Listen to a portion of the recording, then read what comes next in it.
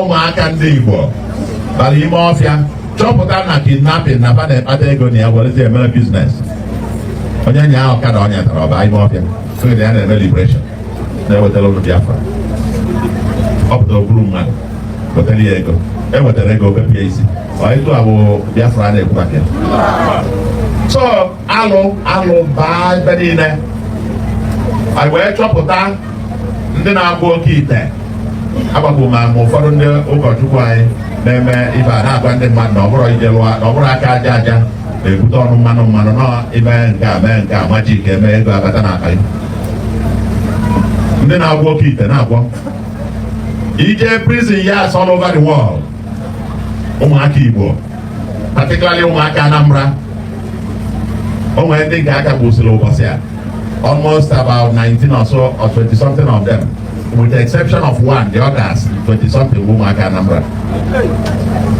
Ọ dị mma na akwụkwọ ọgwụọla ya oke ite, ọgwụ ya na iburu drọg, ịṅụcha iburu drọg buru eje obodo oyibo elu mashin ndị Hausa ekpuo isi maka agwọrọ oke ite.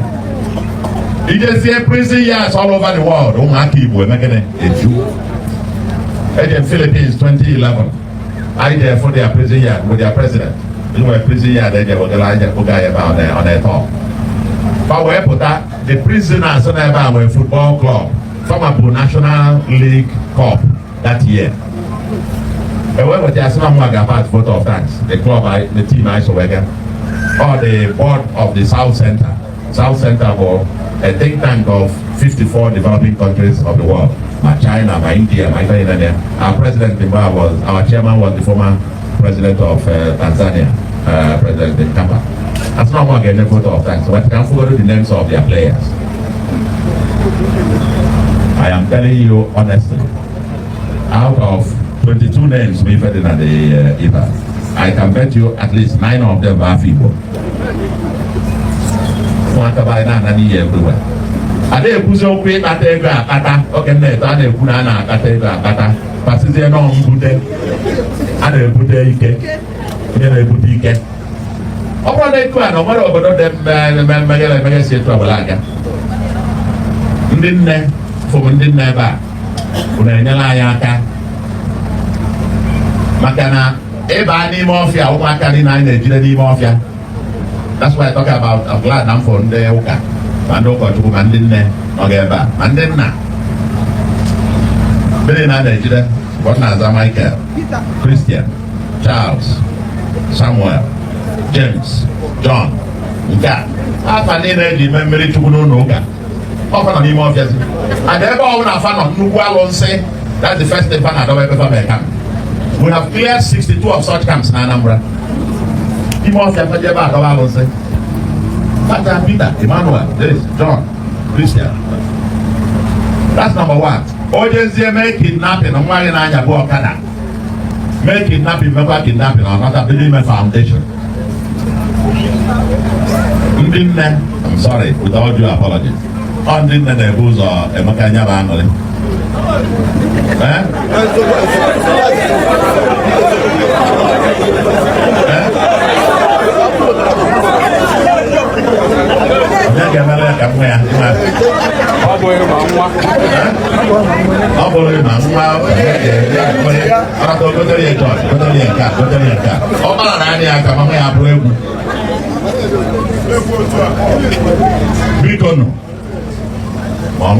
On the university. Baba, say young girl. Baba, over iPhone 17. Not that. Moto. Bolonka. Ada Jose. Mwam a bag is pute. A bag is pute. But I'm adding no mano. So I will be there. You know the uncle. They are neither one of our kita. Umaka, they do for Umaka in there. Now we must bring an end to it. That's why January last year, I went past here law. Then I'm okay. Then I'm as a man. Then I'm a car. I forgot again, of course, when they turn and name a guitar. And they'll keep it. Over the Megane. Over the Megane.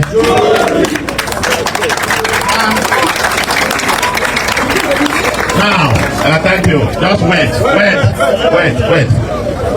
There's a man million public water streams in Iman. They're they are correct. They are white. They are not very that are walking. What they're winning a million. Only million the man they did to down. You will even cut even in but you wouldn't hear about million. What are the other side? What I can have that 2 million. Nah, more self. H.E. as in a man on Kenaya.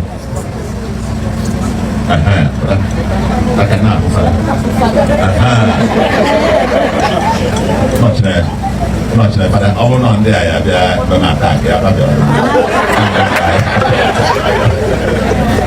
You know? So, you never, I said, there's a mind. I'm a freedom of religion up here. A man can and them here, but don't interfere with others. Okay? In our boy, don't go to the water, the stream, the society. I ain't somewhere. Look at the family. Defense saying, then I go care about your family. I didn't fence about your making it. How I can okay for that. But I'm way back, they block on the road on your Naswalaka. So now back in I can get one and so wouldn't. So there's a man I wear some and then I just say I'm in it's not milli, if from milli, if in a walk on my va, I'm a dealer. Yeah, go Buddha.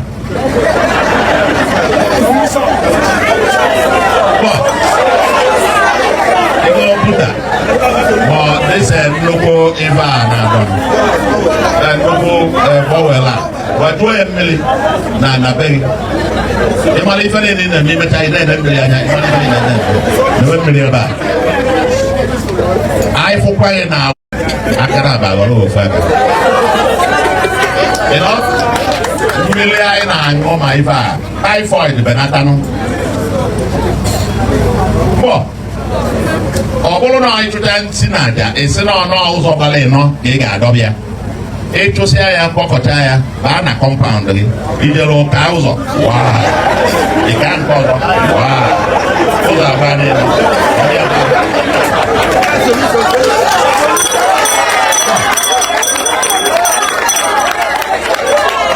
Yeah, come here, baby. But I forget the law, but I'm the law by somewhere. I put a gun. I back to talk at that for one.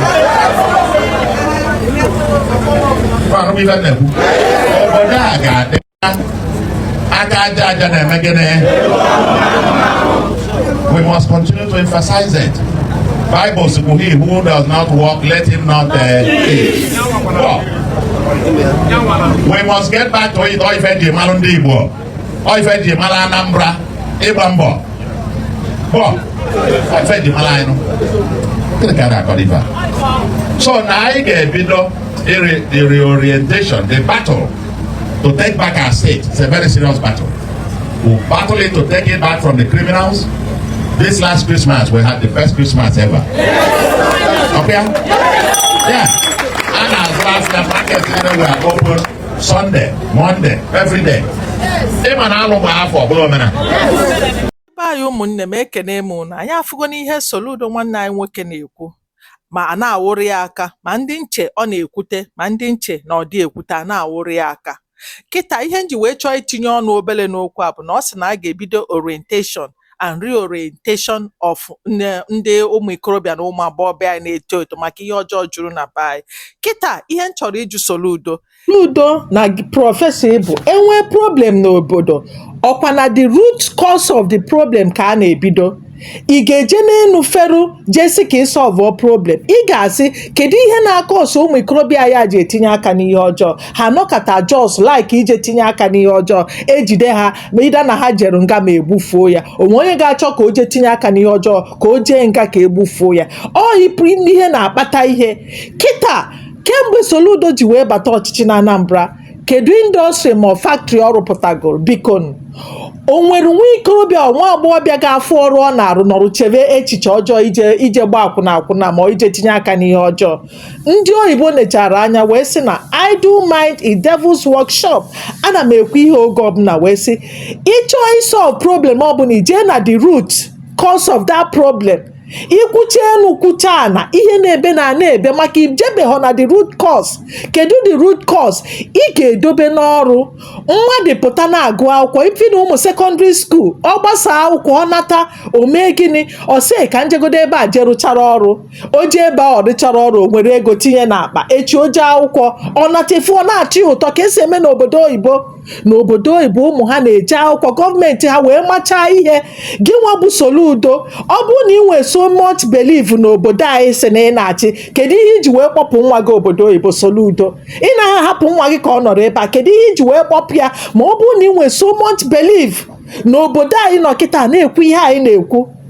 Bikonu ihe m na-ekwukwa bụ kedu indọstrị na factory Soludo rugo? Soludo ekwesịghị o jee n'obodo ọbụla anakwamekwu lokal gọọmenti ka indọstrị na factory wee dị ndị mmadụ nso. O jee ihe dịka na agụrụ ọrụnye ofu factories or indọstrị ihe dịka ịbụọ onye pụta ndị ụmụ ikorobịa nọ n'obodo a fụtụ obere ọrụ ha na-eje arụcharụ. O jee ihe dịka na oko ọrụnyekwa. O jee ihe dịka na be ha Isuọfịa ọrụnye. O jee ihe dịka na Adas ịmago o jee na-arụnye ofu ihe one industry of factories n'obodo niile. Ifu na ụmụ ikorobịa na-ebe onye pụta hey ọfụtụ ọrụ ọ na-arụ mana nke a onweghị ọrụ idobe onweghị ọrụ establishi den ihe dị gị mkpa ka ije ka ịgwa ha okwu ịgwachakwa ha okwu ihe na-ebe na na-ebe. Soludo kedu ụdị prọfesọ ị bụ? Yes, ama m na onwe ụfọdụ ihe ikwutechara ebe ọ dị mma oke ite adịghọ mma o si emebi ụmụ anyị mana ihe o ji emebi ụmụ anyị ọkwa na ụmụ anyị afọ ihe ha na-arụ ihe niile gbanyere na ọrụ adịghọ. Soludo kedu effort ime ekiri ijide effort a iji eme ka ịkwụsị sitato mee create job opportunities create ọrụ runye factories runye industries.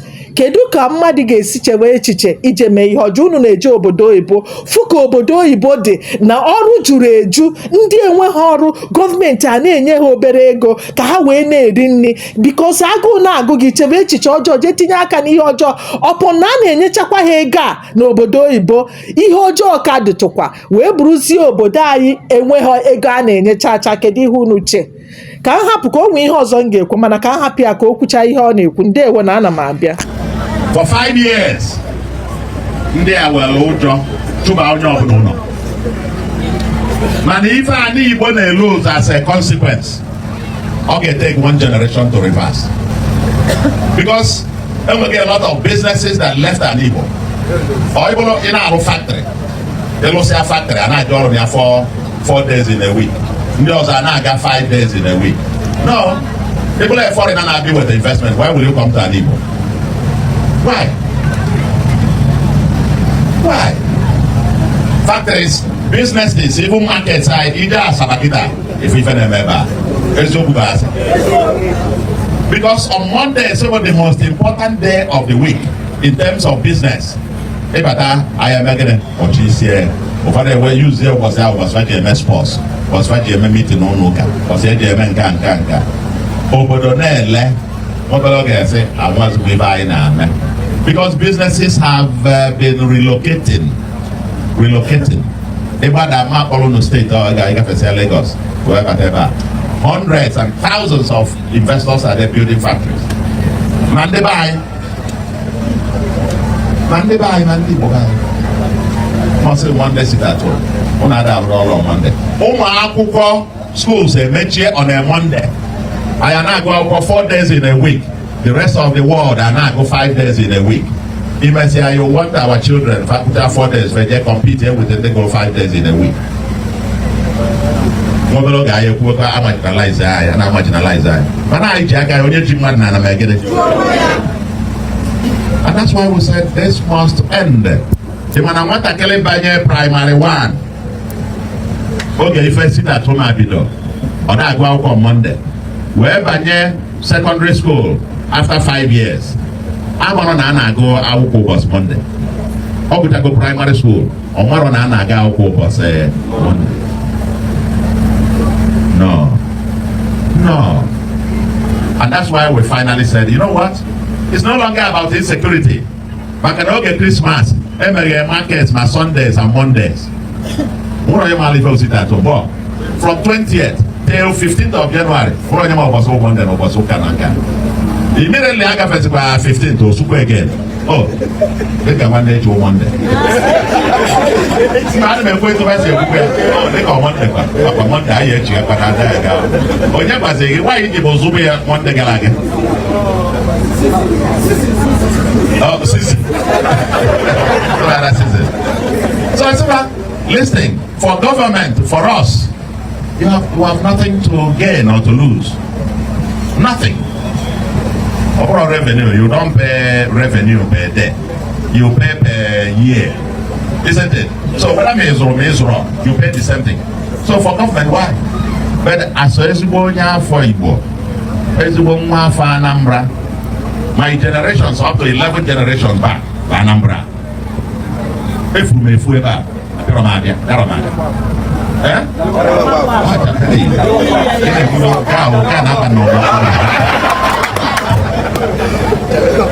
yes, I love that one. Oh yeah, even a man boy don't know. I want to after you were Teresa. I want to watch Alema Teresa. Come on. Oh, man, wow, the original. Why I will tell my mother. Then if I take on the one, if I can do the one, if I can do that. So, what I am saying to you, for you to understand why we decided na alubala for na normal menane. Okay? Never alubala for normal megene. Men market by Uwani na Abia Azwafia. Isi oji ebebisigia. You lose a main market. The whole West Africa that people are talking about main market. ECOG where there ba enwe motor park every person then na there person park a motor where just walk. Enwe park 1, park 2, park 3. The ECOG ana Christmas for wuchie shop. Alu ana Christmas wuchie shop. Alu chigida dofa wuchie the whole park. And I say now wonder why is it na Begos others is equal to no a silver now just or the opposite and up you worker or just social for bully and easy pocket. Over the park, where to park? Or the neighbor market the apple for repeat after me. For repeat, so if you can park, you can shop. But repeat where? Obodo Abona, the size of the Ebegamo park. Now calling the size of Ebana Azwafia. So that in the month we are wait to say park. If you have a market or a parking space, it's a dead place. It will die. But we are determined. We can market address Anambra. Main market address in Igbo. It used to be the largest market in West Africa. I got revamp breathe their life into it. We must restore back the parking spaces. In the mother, where you can now park and shop. The world will come back to Anambra. The world must come back to Anambra. Can't continue this way. But other ones now there. Other ones now there. Aqua mono na I can have beans on. I'm not a beans. I can have this. Manamba mata beans. Tell you I by every December next year, and after 2028, I am not going to pay the name. But I buy this. So I told me can honor. Unu ga-enyere me ya aka ife gbasara sanitation. Ọ bụrụ na ya ga-enyere aka enwe ebe a na-ekpokọnọta ya. Ọ bụrụ onye nke papa ọnwa ndị generation ndị nke fụrụ oge Buhari na-anụ war against indiscipline. Buhari fụsịrị ya. Vehicles, buses, na-enwesị buckets. Elaka nke ebe a etunye ya wet bin na-adị na buses and vehicles. Very careful man on that cow. Okay, get it out. Pure water, pure water. Oh. It's is legal. It's is legal. Madam, we must make this place work. We must make it work. Say continue. They queer. No control. I don't know. Ayaka. I know queer. They queer. They queer. I know wafia. Emekata. Ebugati o megene. Got our band. Whereby on the Ocha, on a massive program, in the sale, Tico Jassicota, and then Ochia, mana nke ikpochaalụ onye na-eghe aka onye na-eghe na-ahụ ọka ma ube ma nke a metụ okpokọrọ ibe niile o mere na akọta begede nwunye ebe a ọ na-arụsị ụlọ kama ịlụ sọkawe ibe a ga-adị n'ebe a nọ o were ya paịpụ pụta ya ilo ebee ka ọ na-agazi ebee ka mmiri ya na-aga ebe so now I am very happy seeing you, very happy seeing all of you, very happy seeing all of you, very happy seeing you. And now I remind I need an already. Okay? I need a Gabriel. Go where the man. I can see two groups here. I think Afom there. Governor Soludo ndewo ka nsi wee kwu onwe ndị ikwutechara ọfụma nwee ndị ikwutechara like ihe main market a rụkọcha shop ebe niile enweghị space ebe a na-paaki moto ọ dị mma ma ime nke a ka create space ebe a na-paaki moto then ihe ọzọ i kwuru bụ isi that na ndị mmadụ na-emove out of Onitsha maka a na-eme sit at home asị ihe ndị mmadụ ji emove na-aga Asaba bụ ka na Onitsha ejugo obodo ju ndị mmadụ na-achọ more space ma ụmụ boy ya na-esetụlụ ọfụ na-achọ ije ebe ga-adịrị ha mfe ebe ga-adịtụrụ ha chipa ifu ha na-agagasị obodo dịgasị nso ebe a nọ wee setụlcha ha ifuru ya for instance na ịbịa na Lagos ejugo ifuzie ndị mmadụ a na-agbaje obodo dịcha nso na Lagos na-eje na-agba ana na-arụ ụlọ na-arụ shop ọ ka ọ dị expansion ka a na-akpụ ya ọ bụghị na a na-eme sit at home afọ dị machada na a na-eme sit at home na Monday ọ na-abụ ha bịa ahịa Saturday ha egokọ ihe niile ha ga-ele ma na Monday a ha enidi ọzọ ịbịa Monday maka ha amago na Monday ọ bụ na ha ego ha bịazie Tuesday ha ego ma ahịa niile ha dị suppose igo Monday so ha gwago gị na ha laikiri ime sit at home na ha jizie ezu ike anyị fụzi ka ndị mmadụ si anwụ kịta kparara m asị gị na onye a ada anwụọ ndị a wee sizie gị hapụ ha na sit at home a ha na-eme na ha jizie ezu ike na mbọsị ụka ha jee mitin nke a ha ejee nzukọ nke a ha ejee ebe a ezumike adịghị ejee ụka Monday az ha wee zuo ike Tuesday ha ebido ahịa ejukwetiri asif na a na-edinye gị bịa mekeshọn na akwụsịrị ya na-emezi na-eme ka a na-edinye gị edinye ka o nwere onye nọ n'akụkụ na-akụrụ gị ogene gị bịa mekeshọn na akwụsịrị ihe a biko onwe onye bidoro afịa ndị a sị gị hapụ m nọọ ihe a ka nchọ ikwechiri o nwezikwa ka ọ dị o den ịbịasị maka edukeshọn ije akwụkwọ na a na-ejezi akwụkwọ ugboro nọ ka njọ ndị obodo oyibo adị eje akwụkwọ kwa ụbọchị Soludo o nwere nwa my friend nọ Jos o je ime nọsin na US o ji ede na-agụ akwụkwọ na-arụ ọrụ ọkwa nọsin sayensị mana ọ sị na a na-eje akwụkwọ 3 times in a week jee kịta ọ nọ na AA student ka ọ bụ ọ naghara ya ọ na-ejekwa ọrụ n'enu ma na-agụ akwụkwọ ọ na-aga akwụkwọ ugboro 3 n'izu ụka etu a ka o si na ha si agụ ka ezi ihe gbasazinụ ọpọ na ụmụ anyị na-agụkwa akwụkwọ 4 times in a week a still enene waye ka ọ ndị Anambra ma abịa na-agba first ọkwa Anambra ma abịa na odosi gị na ọ na-disturb ha biko ama m ihe unu che na ihe onyonyo a ihe aka m wee sị mba ka ntụnyegodo ọnụ maka ọ na-asị date a na-agbapụcha Onitsha na-expand no ihe a ji eje Onitsha Asaba I mean bụ for expansion Onitsha ejugo ha na-achọ ebe ha ga-eje ga-adịrị ha cheap ma ịkwụ ụgwọ shop ma ịrụ ụlọ just like Lagos nye example duto na Lagos ejugo ụgwọ ụlọ gara ọnụ shop golifuzi ndị mmadụ a na-eje Ogun steeti a na-eje Ibadan ịghọtago ebe ihe ga-adịrị ha cheap a na-eme sit at home na Lagos mana a lot of people si na Lagos na-expand